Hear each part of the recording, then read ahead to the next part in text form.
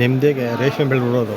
ಆದರೆ ಇಲ್ಲಿ ರೇಷ್ಮೆ ಹಾಕೋಕ್ಕೆ ಜಾಲರಿ ಅವಲ್ಲ, ಜಾಲರಿ ಹುಡ್ಕೋದು ಭಾರಿ ಕಷ್ಟ. ಯಾಕೆಂದರೆ ನೈಟೇ ಬಂದು ಎಲ್ಲರೂ ಕಾಯ್ಕೊಂಡಿರ್ತಾರೆ. ಒಬ್ಬೊಬ್ಬರು 3 ಜಾಲರಿ 4 ಜಾಲರಿ ಹಿಡ್ಕೊಂಡಿರ್ತಾರೆ. ಬಂದಿರೋ ನೋಡಿ ಈ ಥರ ಮೂಟೆ ಮಾಡಿಕೊಂಡು ಕಾಯ್ಕೊಂಡು ಕೂತ್ಕೋಬೇಕಾಗ್ತದೆ 10 ಗಂಟೆ ಗಂಟ. ರೇಷ್ಮೆ ಮಾರ್ಕೆಟಲ್ಲಿ ಎಷ್ಟು ಲಾಭ ಇದೆ ಮುಖ್ಯ. ಈಗ ನೋಡಿ, ನಾವು ಅಲ್ಲಿಂದ ಗಾಡಿನ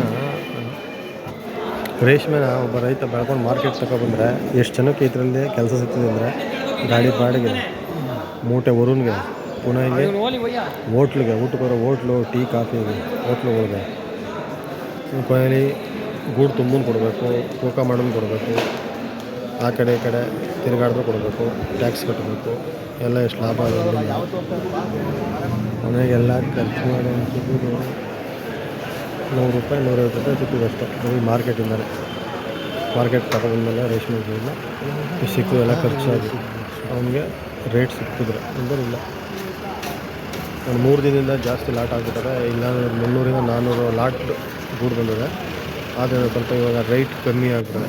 315 320 ಚೆನ್ನಾಗಿರೋ ಕೂಡ ₹350 ಲಾಸ್ಟ್ ಆಗ್ತದೆ. ಇಲ್ಲಿ ಪಕ್ಕದಲ್ಲ ಒಂದು ಹೋಟ್ಲು ಮಾಡಿಕೊಂಡು ಅವ್ನು ನೋಡಿ, ಇವರು ಬಾಡಿಗೆ ಕಟ್ಕೊಂಡು ಹೆಂಗೆ ಒಳ್ಳೆ ಲಾಭ ಮಾಡಿಕೊಂಡು ಜೀವನ ಮಾಡ್ಕೊಂಡು ಹೋಯ್ತವ್ರೆ. ಇದು ಲಾಸ್ ಆಗಲ್ಲ. ಹೋಟ್ಲು ಭಾರಿ ಡಿಮ್ಯಾಂಡ್ ಐತೆ. ಹೋಟ್ಲುವೆ ಗೂಡು ತಿಂಬೋಕ್ಕೆ ಒಂದು ಪುಟ್ಟಿಗೆ ₹20 ಕೊಡಬೇಕು ಅವ್ರಿಗೆ. ಒಂದು ಪುಟ್ಟಿಗೆ 20 ಆದರೆ 10 ಪುಟ್ಟಿ ಆದರೆ ₹200 ಆಯಿತು. ಅದೆಲ್ಲ ಅವ್ರಿಗೆ ಅಲ್ಲಿ ಕೆಲಸ ಮಾಡೋರ್ಗೆ ಹೋಯ್ತದೆ. ಮತ್ತು ತೂಕ ಮಾಡುವಾಗ ಕೊಡಬೇಕು.